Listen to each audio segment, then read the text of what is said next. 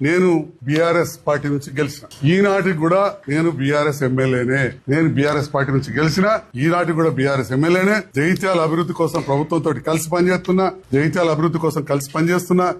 అటు ఇటు రాయట్లేదు, ఎందుకంటే నేను పర్టికులర్ గా జాయిన్ అవుతుంది పోలేదు కాబట్టి.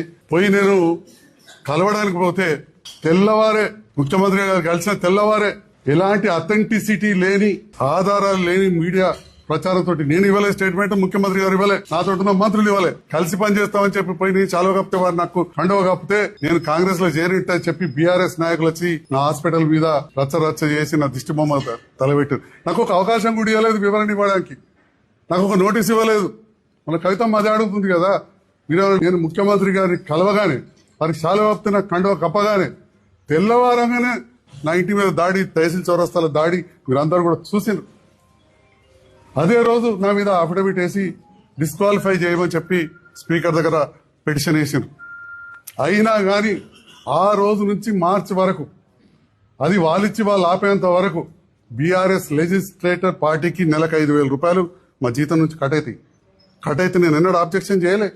నేను బీఆర్ఎస్ లెజిస్లేటర్ పార్టీ సభ్యున్నే, నేను అబ్జెక్షన్ చేయలే. నేను అంటున్నారు అఫిడవిట్ ఇచ్చిండు, అఫిడవిట్ వాస్తవమే, అఫిడవిటే కాదు నెలకు 5,000 కట్టినా భయ్.